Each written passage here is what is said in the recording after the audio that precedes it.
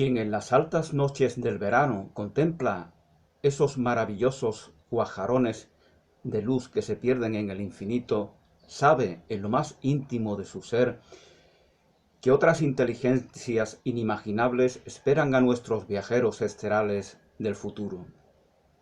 Sentimos la exaltante premonición de que volverá a suceder un encuentro decisivo, tal vez ya producido en el pasado más remoto.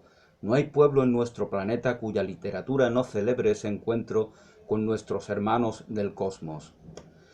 Desde el lejano Rig Veda a los más sobresalientes ejemplos de ciencia ficción contemporánea, los soñadores que mejor interpretan los anhelos de la colectividad han poblado sus páginas de fantásticos extraterrestres, monstruos magníficos en los que inconscientemente proyectamos lo mejor y lo peor de nosotros mismos.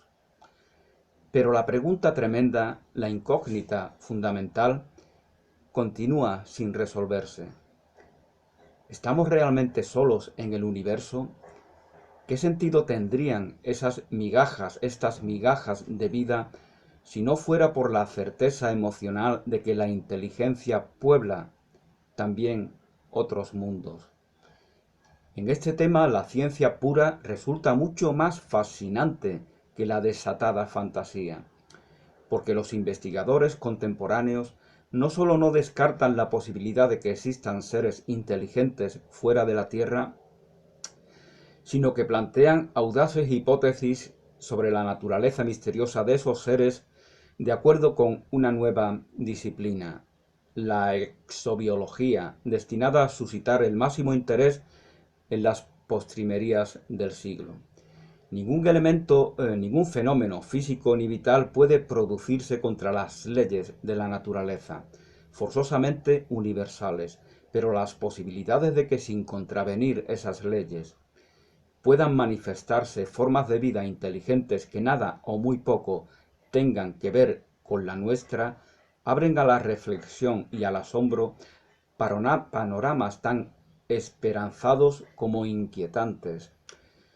Lo veremos en unas páginas candentes en las que se conjugan felizmente el rigor y el apasionamiento. Bueno, una de las típicas publicaciones de esa época, ¿no? De los años 80. Ediciones Universidad y Cultura, colección Ocultismo y Parapsicología en esa época, los años 70 y 80, de, de grandes pasiones y de de numerosos avistamientos o presuntos avistamientos de objetos volantes no identificados y también de abducciones como las que de las que se nos habla en este libro de Eduardo Pons Prades, eran muy abundantes, ¿no? Bueno, pues hoy voy a seguir, bienvenidos, bienvenidas, comentando mis reflexiones personales sobre este libro de Eduardo Pons Prades, El mensaje de otros mundos. Nos había comentado que le pusieron un casco con forma de birrete de rabino al entrar en el platillo volante. Nuestras computadoras no han sido programadas para destruir la vida. Esa es la vocación de los terráqueos. Eso es lo que eh, piensan estos extraterrestres. Tenemos una inclinación a destruir la vida. Y bueno, desgraciadamente tantas guerras, tantas crueldades, tanto terrorismo de Estado y del otro, dan noticia de que no andan muy equivocados estos marcianos en esta afirmación. Hay que respetar la fauna y la flora. Nuestras naves se adaptan a ello. De alguna manera defienden su tecnología y defienden una progresión tecnológica que no constituya una amenaza para el ecosistema, para la flora y la fauna y por supuesto tampoco para nuestra especie ni para todo tipo de especies que pudieran darse en el universo. Lo digo desde el punto de vista de estos presuntos extraterrestres.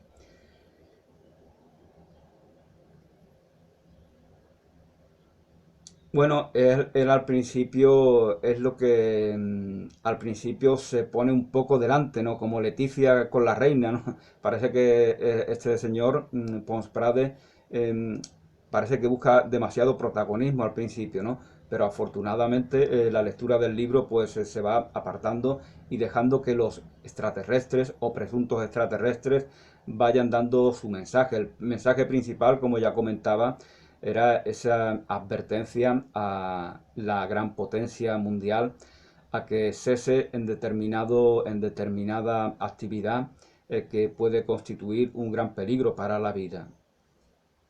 Se refiere a determinados satélites que van a ser usados para en el ámbito bélico, en el ámbito de la guerra.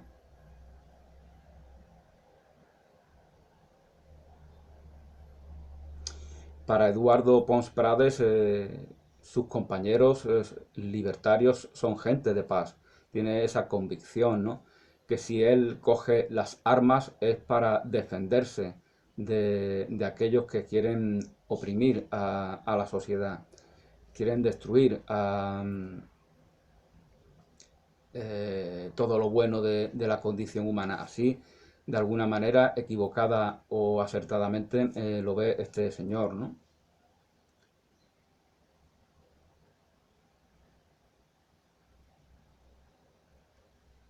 Somos robots con apariencia humana. Verdaderamente cuando nos sometemos a un paradigma reaccionario, hemos perdido nuestra humanidad, hemos perdido el sentido crítico con nosotros mismos, que nos permite crecer como personas. Y ya estamos detenidos, retenidos, como decía la canción de Bloque, en la materia. Y nos volvemos seres robóticos, reaccionarios. Si esa es la única aspiración, pensando que no hay nada más, que no hay un ámbito espiritual en nosotros, esa es la única aspiración del sujeto que busca su crecimiento personal, pero personal, particular, exclusivo y excluyente, en beneficio simplemente de sí mismo y en perjuicio del grupo, de la comunidad y en este caso de toda la humanidad. Nos habla también de cómo los extraterrestres le muestran un documental en el cual pues las personas están bañándose desnudas, ¿no? Bueno, esto es bastante actual. Hoy en día la gente no creo yo que ponerte una tontería que te tape el pene o la vagina, eso sea vestirse, ¿no? Están desnudos verdaderamente. Y al contrario, su obsesión sexual, la obsesión sexual de este paradigma que ha expandido Occidente de represión, hace que nos cubramos esa cosita que todos tenemos entre la entrepierna. Eso es lo que yo pienso. Ese es un problema, es la represión, la otra cara de la moneda del mismo paradigma represivo. Sería más sensato y lógico ir completamente desnudos.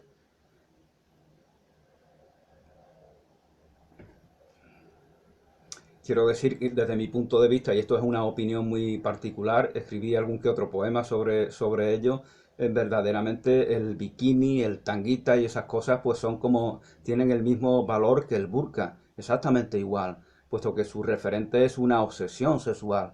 Son incluso peores, porque al menos el burka te cubre todo, pero eso te cubre aquello en lo cual estamos obsesionados, es decir, es lo que estoy comentando, la mentalidad represiva es algo que ha ido expandiendo y la abundancia de pornografía y de clubes de prostitución en España y en Europa y en todo el mundo occidental dan noticia de eso, son la otra cara de la moneda de ese paradigma de represión, de no saber gestionar el ámbito sexual y el ámbito emocional de una manera efectiva, eh, con conocimiento, expansiva, asertiva.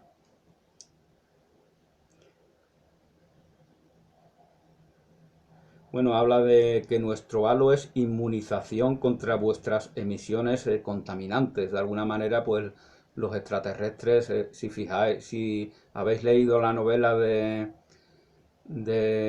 Herbert George Wells, creo que se llama así, que luego se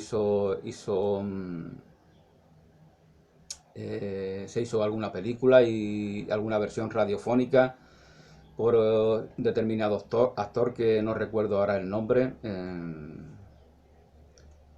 Pues veis que los marcianos en esa novela, los extraterrestres, pues no pueden vivir, no pueden, tienen problemas y acaban desapareciendo porque no, pero en este caso se trata de un problema de la biología de nuestro planeta, ¿no?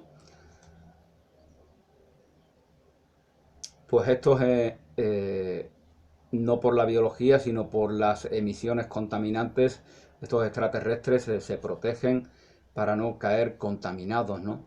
Fijaos que si muchos salvajes que viven en plena naturaleza se fueran a vivir a urbes contaminadas, es muy probable que enseguida enfermaran. Pues nosotros, o muchos que viven en esas megápolis, se han habituado a ese aire contaminado, lleno de sustancias nocivas que acaban dentro de nuestros organismos. Nos hemos habituado a ello y por eso nos enfermamos.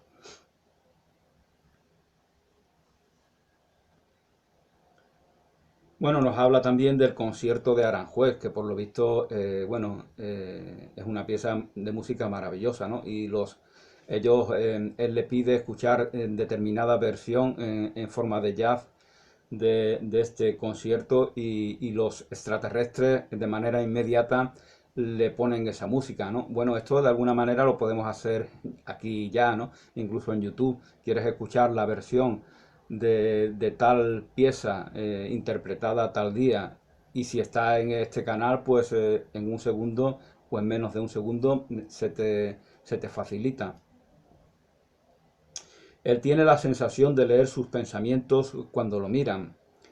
Sentimiento de inferioridad, tiene un sentimiento de inferioridad ante esa expresión de integridad que tienen los extraterrestres. Ellos pueden enseñarnos mucho, nosotros nada. Nosotros solamente podemos enseñarles a matarse los unos a los otros. Esa es la historia de la humanidad, desgraciadamente. Y pregunta a los extraterrestres por el amor y por el compañerismo, ¿no? Por el valor de estos tópicos tan importantes. Su evolución hace que no sea preciso siempre verbalizar lo que se pretende compartir. Estos extraterrestres tienen una expresividad en su cuerpo, en su mirada, que en muchas ocasiones no precisan de verbalizar lo que quieren comunicar a sus semejantes, porque ya se informa de ello en su propia expresión. Como esa comunicación que a veces las madres mantienen con sus bebés, ¿no? Y comprenden lo que les está aconteciendo. La libertad de uno termina donde comienza la de otro. Esa dice Eduardo Pons Prades que es una frase hueca, que no significa nada. Porque la libertad, y esto lo digo yo, no es una herramienta para agredir a nuestros semejantes. Mi libertad tiene que ver con el amor, tiene que ver con la integridad, tiene que ver con la potencialidad de desarrollo individual que yo tengo en beneficio de la comunidad de la cual formo parte. Y por lo tanto, mi libertad no es ninguna amenaza para la comunidad, para mis semejantes, para mis vecinos, para mi prójimo. Y por lo tanto esto convierte esta frase en una auténtica estupidez. Se dice esta frase porque ya hemos determinado que la libertad tiene que ver con el libertinaje, con la agresión, con la vida evasiva, con los vicios, con las adicciones, y ya lo vemos como algo normal. Entonces él habla de la importancia de la libertad como concepto colectivo. Ya os comentaba en el vídeo anterior de que él decía que nos habíamos dejado seducir por los retrógrados que manipulan la palabra libertad de manera retorcida e interesada. Te hemos elegido por tu intransigente republicanismo. Para él, republicanismo significa fraternidad, significa igualdad. Y de hecho, bueno, en una monarquía donde hay condes, duques, marqueses, hay todos esos privilegiados, eh, es evidente que una monarquía no es sinónimo de fraternidad, de igualdad, en absoluto.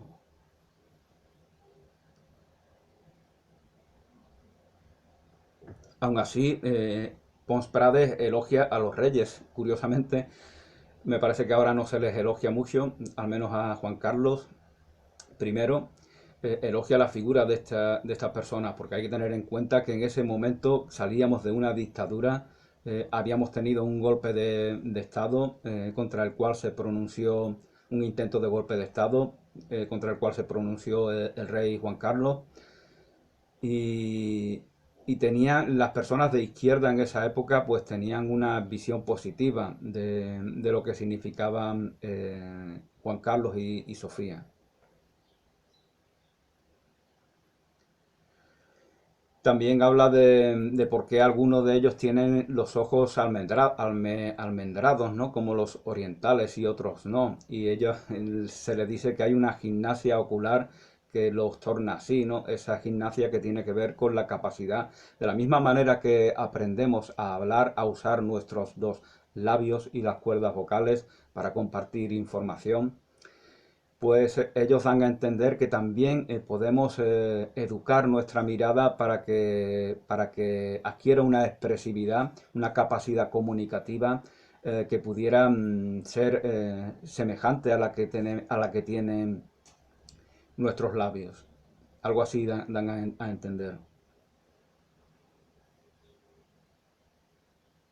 La primera entrevista que unos extraterrestres han concedido a un habitante de la Tierra. Bueno, supongo que se refiere a una personalidad significativa como era él, ¿no? Pero obviamente en ese tiempo pues había información de mucho tipo de abducciones, ¿no? Y de hecho el mismo Pons Prades, alude a otros posibles encuentros que se habían dado en el pasado. Los mismos extraterrestres hablan de que se han comunicado ya en otras muchas ocasiones con muchos terrícolas. De hecho, al final del libro pues nos habla de cómo tienen un contacto especial con mis paisanos andaluces. De momento conmigo no han contado, debe ser que estoy muy involucionado todavía, pero parece ser que, según se cuenta en el libro, que tienen una comunicación especial con determinadas personas del sur de España.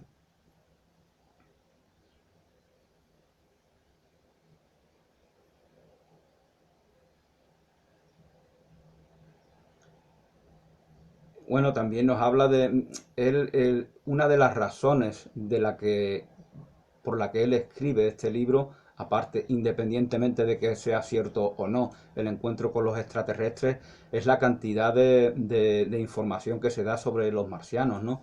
La cantidad de libros como este que se publican, de artículos, de revistas. Yo recuerdo cuando yo era niño, salía del cole y el kiosco de enfrente estaba empapelado con revistas pornográficas, sorprendentemente. Eso era la transición. Y aparte de tantas revistas pornográficas, pues había alguna que otra revista de ovnis. En este tiempo nada más que había pornografía barata y ufología grotesca. Y había más cosas, evidentemente. Era una época de grandes acontecimientos musicales, ¿no? Por ejemplo.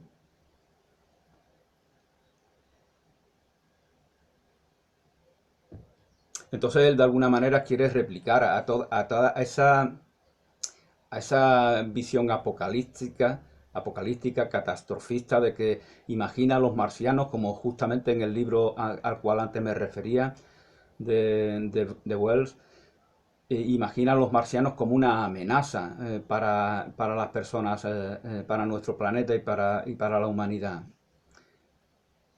Aprietan el botón y desaparecemos todos, ¿no? Y entonces él quiere dar una visión mucho más positiva de que él concibe a estos extraterrestres como personas más evolucionadas que pueden favorecernos.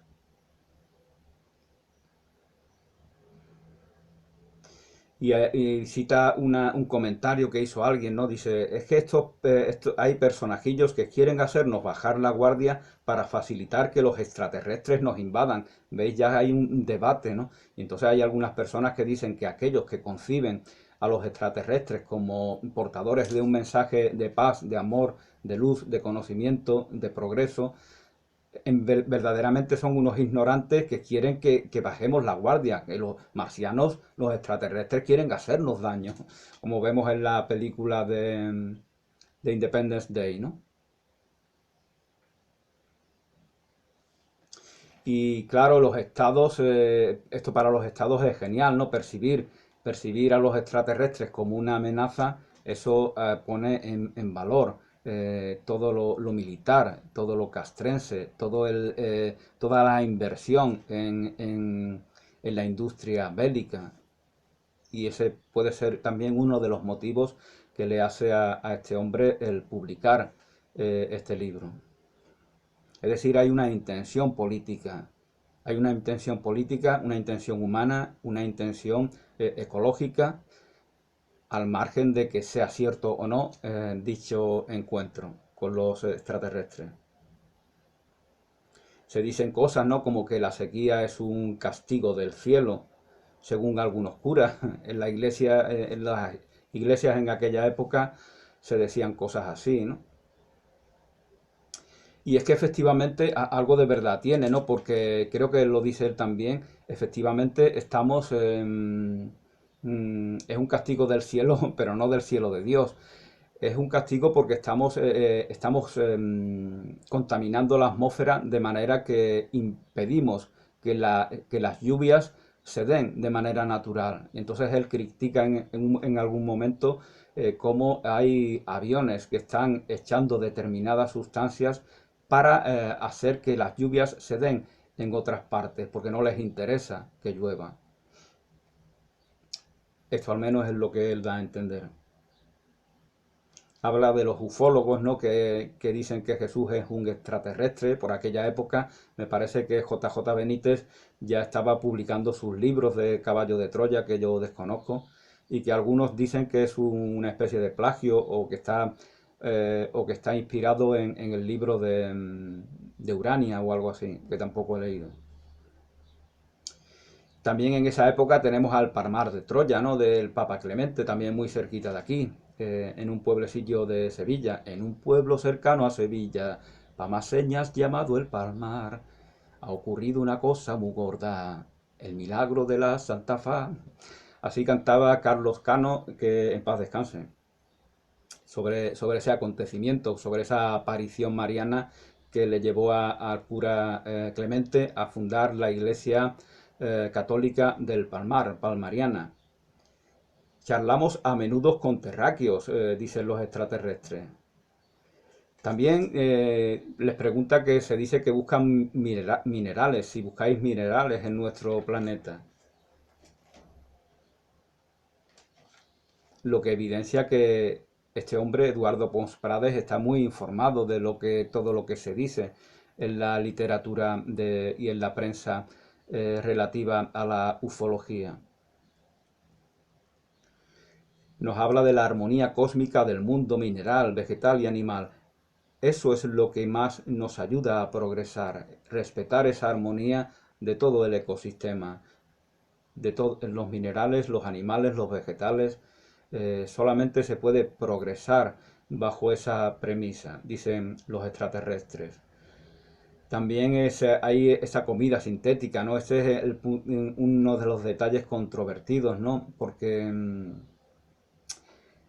se ve una especie de culto a lo tecnológico, al progreso, mm, que por ejemplo una bomber sobre el cual sobre cuyo manifiesto hice un vídeo, se opone a él, ¿no? Por lo tanto es un pensamiento bastante opuesto al al que se expresa en este libro. Hay una población marinera andaluza donde hay contacto permanente con los extraterrestres, se dice aquí. También nos habla de cómo se queda dormido al beber un brebaje rosáceo espeso.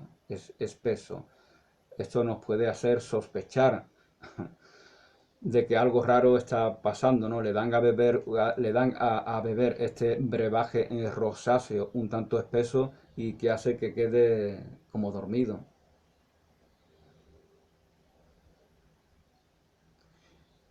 Las cadenas de prostíbulos es la mayor vergüenza de cualquier civilización, eso dice Eduardo Pons Prade. Este es un problema que ya en esa época teníamos, ¿no?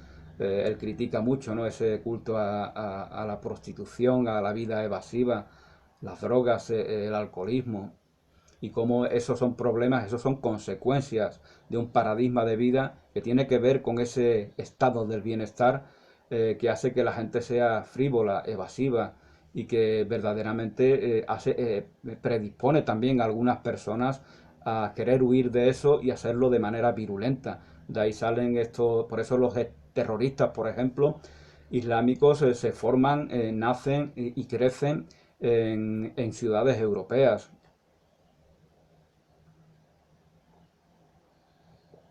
Ellos quieren imponer una forma de vida sedentaria, evasiva, superficial, pero siempre va a haber un numeroso grupo de personas, o tal vez no tan numeroso, pero sí significativo, que no se va a sentir satisfecho con esa vida tan pobre.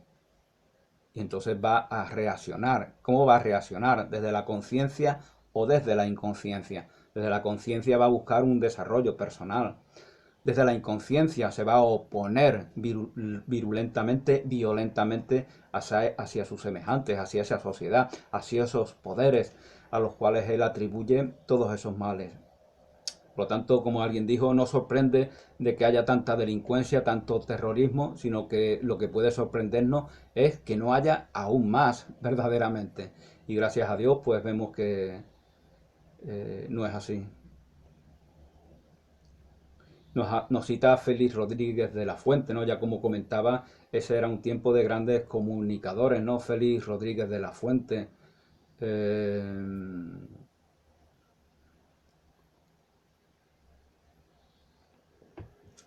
este que presentaba Más Allá, ¿no? Que no recuerdo el nombre tampoco. En ese año, creo que fue en ese año, falleció Félix Rodríguez de la Fuente en Canadá, en un accidente en Canadá. En cada uno de nosotros hay un poeta y un músico. Nuestra sensibilidad siempre está en expansión. Todos somos artistas, todos somos creadores. Eso dicen estos extraterrestres. Y lo somos también los humanos. No hay élites de poetas ni artistas. Esta es una crítica también muy importante. No, un poeta no es un líder, no es un, un aristócrata de la palabra al que debamos adorar. No. Nuestro pasado nunca es lastre ni nostalgia. Nuestro pasado nunca es lastre ni nostalgia. En el caso de la humanidad es en el pasado en el cual excusamos determinadas acciones del presente. Y también se promueve el paradigma de la nostalgia, ¿no? Y así los ancianos, porque eso implica desprecio de los ancianos. Los ancianos son convertidos en melancólicos, nostálgicos, seres tristes, ¿no? Por eso esas expresiones tristes que tienen tantos abuelos y tantas abuelas. Sin embargo, los ancianos y ancianas deben de ser nuestros consejeros, deben de ser aquellos sobre los que se fundamenta nuestra vida social. Así ha sido siempre y así eh, es en toda sociedad, en toda comunidad sana. No puede ser de otra manera.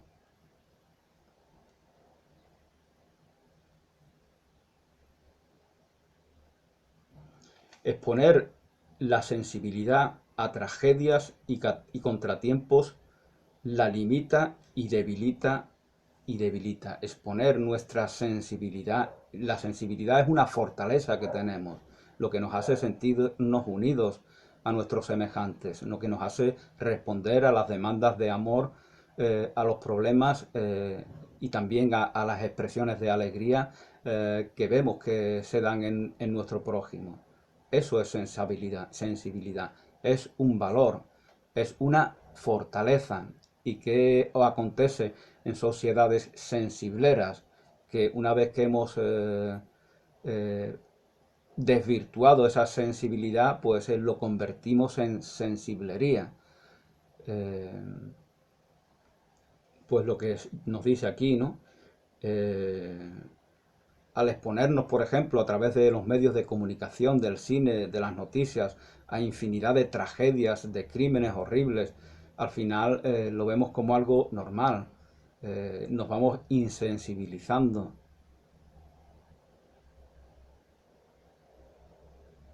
Exponer la sensibilidad a tragedias y contratiempos la limita y la debilita. Llamar grandes a unos pocos poetas, artistas, individuos ya es humillante. Fijaos lo que dice Pons Prades. Llamar grande a un poeta determinado, a un artista determinado, es algo humillante para todos, porque todos somos grandes, en todos está ese potencial de desarrollar un valor individual que beneficia a todo el grupo, que beneficia a toda la comunidad, que enriquece a toda nuestra tribu. Bellas artes, ¿acaso hay artes feas? Bellas artes lo ve como una redundancia. Arte es belleza. Por lo tanto, no puede haber artes feas. ¿Por qué hay artes feas? Porque ya no se sabe lo que es el arte. Ya el arte no cumple su función, no cumple su propósito. Es una vana protesta o una expresión grotesca que te hace un sujeto superficial, evasivo, que es venerado, reverenciado, idolatrado por las masas.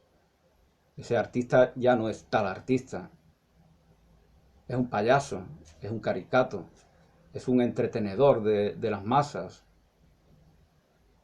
y es un elitista, es como el rey, un sujeto que no aporta nada y que vive como vampiro de lo que chupa de sus semejantes.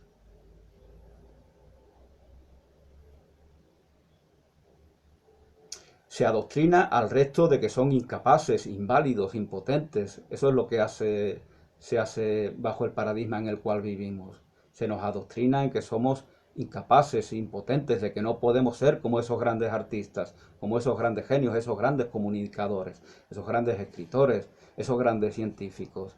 Y como nos lo creemos, no es que nos lo creamos, es que nos convencemos por completo y ya venimos el mundo casi estando convencidos, pues nos sometemos a un paradigma pobre de vida mecánica, reactiva, superficial. Y bajo ese paradigma pues nos limitamos a confrontarnos con aquellos que nos rodean, hasta que un buen día pues llega la hora de morir y nos caemos en una tumba.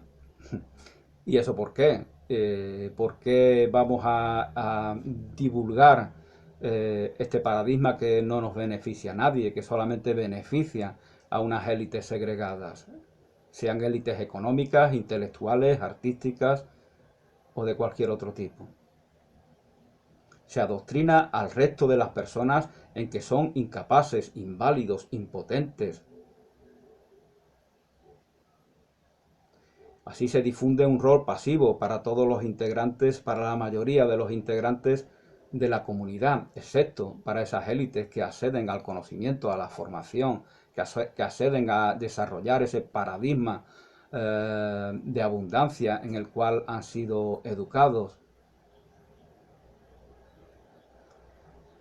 El arte se convierte en algo corrompido. Nos habla también Eduardo Pons Prades de la corrupción mercantil y elitista del arte.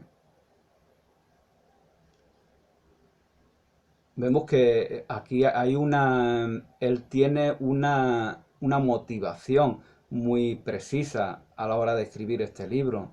Quiere comentarnos cosas sobre el arte, sobre la justicia, sobre la fraternidad, sobre el respeto a la naturaleza, a la fauna, a la flora. Los presuntos artistas se acomodan en su rol segregante. Una vez que nos acomodamos a determinado paradigma, inconscientemente lo defendemos, como si esa fuera nuestra realidad. Estos artistas elitistas es precisamente lo que hacen. Ya están en modo defensivo. Quieren defender su situación de privilegio, porque no están al servicio de su comunidad y mucho menos al servicio de los que más los necesitan, de los más desfavorecidos. Los presuntos artistas se acomodan a su rol segregante, esclavizados por el dinero y la fama, esclavizados por el dinero y la fama. Los vemos en los anuncios de las grandes empresas, ¿no? De los grandes holdings multinacionales. No tienen, se prostituyen para que ellos por lo tanto tienen menos dignidad de la que tenían muchos artistas medievales que no caían tan bajo, ¿no? Esto genera alcohólicos y suicidas, como Modigliani y Van Gogh. Esto dice, eh, una vez que se nos ha impuesto este paradigma, ¿qué pasa si en nuestra comunidad, en nuestro grupo, donde todos somos unos pobrecitos que no sabemos nada, no podemos ser científicos, ni artistas, ni escritores, ni músicos, ni políticos? Para eso cualquier corrupto vale, pero ese es otro tema. ¿Qué pasa si una persona sí quiere cultivarse a sí misma? Pues le pasa lo que le pasa a este Modigliani o a este Van Gogh. Eh, Especialmente si es una persona muy energética, pues que vive en una gran tensión, vive en un gran conflicto, porque está rodeado de personas que no quieren que desarrolle su potencial, porque están convencidos de que es imposible y de que no hay tal potencial, que eso es algo exclusivo de otras personas.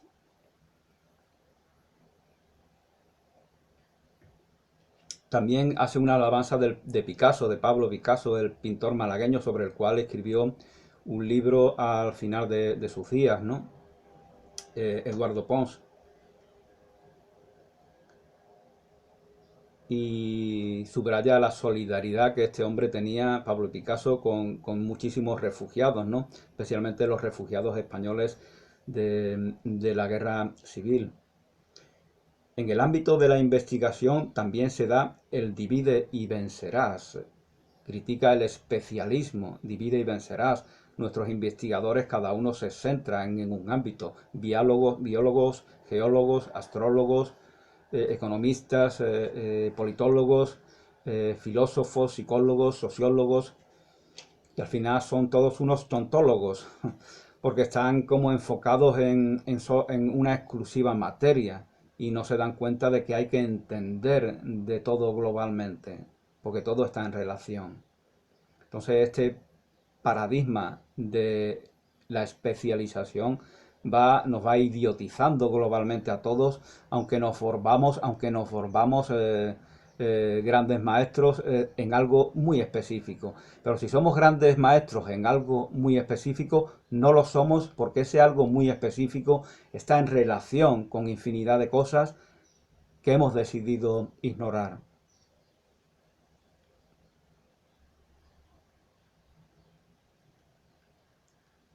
Nos habla, por ejemplo, la ignorancia que tienen por poner un ejemplo, de los meteorólogos de aspectos de la biología. Entonces, ¿cómo van a investigar las posibilidades de vida, ¿no?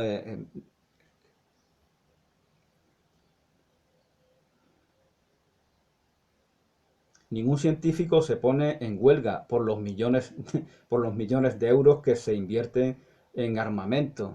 Esto no es para reírse, desde luego. Ningún científico se pone en huelga por,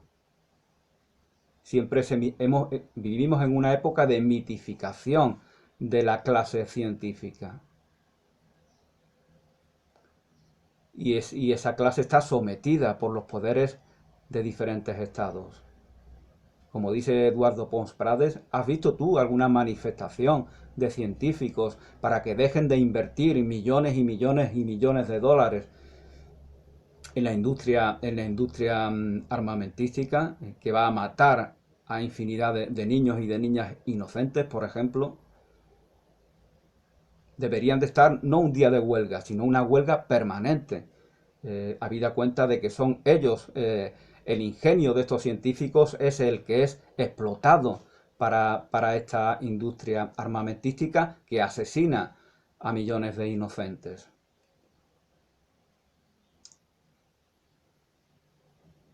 Bueno, él nos habla del mal de las religiones. Evidentemente aquí discrepo con él, ¿no? Pero me limito a apuntar lo que él dice.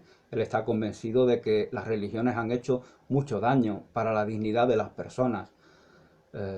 Y en cierto sentido tiene razón también en su versión más pobre, que invita a someterse a las personas, a los poderes y a las opresiones que a ellos les perjudican. Y en el sentido de que muchos fieles de muchas religiones, por ejemplo de la católica, tradicionalmente no son personas religiosas verdaderamente. Su religiosidad se limita a una adhesión pasiva, porque ellos no hacen un camino, piensan que los religiosos son distintos. Aquí se aplica también ese elitismo. Religiosos y religiosas son un grupito muy pequeño que constituyen una élite. Los demás son inútiles, que deben de limitarse a ir así a la iglesia, no entienden ni lo que dicen porque se los dice en latín durante muchos siglos y ellos están ahí, y eso así demuestran que son buenos ciudadanos, así demuestran que son sujetos pasivos y que se les puede maltratar, oprimir, explotar y que no se van a levantar. Evidentemente eso no les conviene a ellos, no les conviene responder de esa manera tan pasiva a las injusticias que padecen o pudieran padecer. También critica al psicoanalismo de Freud y a los psiquiatras, que son máquinas y cientifistas. Así piensa Eduardo Pons Prades.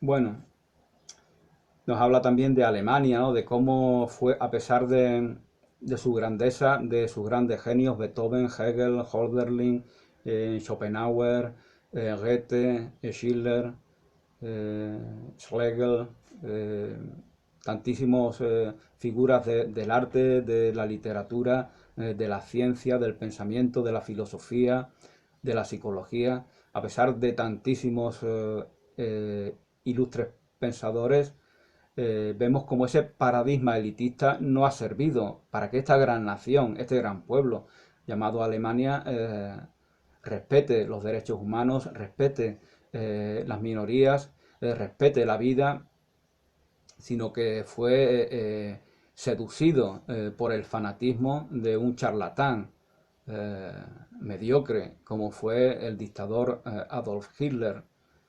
Alemania, a pesar de su grandeza, perpetró el mayor genocidio de la historia conocida.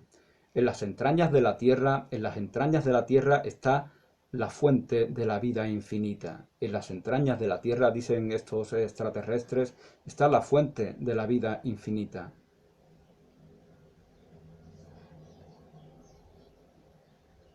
Seamos inteligentes aquí, busquemos, cultivemos la inteligencia, inteligencia que tiene que ver con esa sensibilidad a la cual me refería anteriormente, que tiene que ver con el amor, que tiene que ver con el servicio a la comunidad, con el desarrollo de la individualidad de cada persona, pero que siempre está ese desarrollo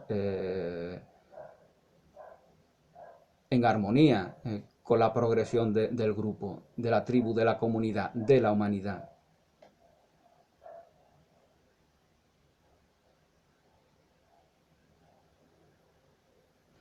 Bueno, también nos habla incluso de que en la Guerra Civil Española estos extraterrestres, algún grupo de extraterrestres rescataron a personas andaluzas y extremeñas que estaban amenazados por los golpistas, ¿no? Por el bando del general Franco, y que podían perder la vida y fueron abducidas, y que por lo visto en algún lugar de no sé qué galaxia o de no sé qué dimensión, pues de momento están ahí dormitando en un estado de sueño hasta que en algún momento vayan a despertar, ¿no? Esto dice, se nos dice también en este libro. y también de alguna manera alaba la vida de las primitivas tribus en contraste con la idolatría a la muerte actual. El paradigma occidental es el de un culto a la muerte. Invisibilizamos la muerte, pero porque la idolatramos verdaderamente. Idolatramos la muerte porque pensamos que somos muerte. Si la muerte nos vence y nos destruye, nos elimina definitivamente, ese es el culto a la muerte, es el culto al fin. Por eso nos olvidamos de nuestros ancestros, de nuestros abuelos, bisabuelos, tatarabuelos, al contrario de lo que hacían estas tribus antiguas, estas tribus salvajes, que convertían en dioses en sus mentes estos antepasados, estos padres, abuelos, bisabuelos, bisabuelas, abuelas, madres, se convertían cuando pasaban a mejor vida en dioses que estaban precisamente en esa mejor vida. Y de esa manera estimulaban esa gratitud por esa gran herencia que hemos recibido. Hablamos de esta manera, nos movemos de esta manera. Todo lo que somos se lo debemos formalmente a ellos. Y no solamente formalmente, sino también en el contenido. Y por eso los recordamos, por eso los recordaban. Pero en este paradigma occidental, lo que de vivir, de buscar en la vida evasiva la salvación a nuestro problema vital, la vida evasiva, la vida frívola, la vida que tiene que ver con ese alcoholismo, con esa prostitución, con esa drogadicción, con otro tipo de vicios que nos pueden entretener, hasta que finalmente la muerte imponga su criterio, su victoria, el Dios muerte, ese Dios que veneramos. Ya nos dice la Biblia, ¿no? Dios no es Dios de vivos, Dios no es Dios de muertos, perdón. Dios es Dios de vida, por lo tanto, desde una concesión eterna, permanente, universal de la vida, podemos comprender qué significa Dios, independientemente de que Eduardo Pons Prades tuviera la convicción de que no hay Dios alguno.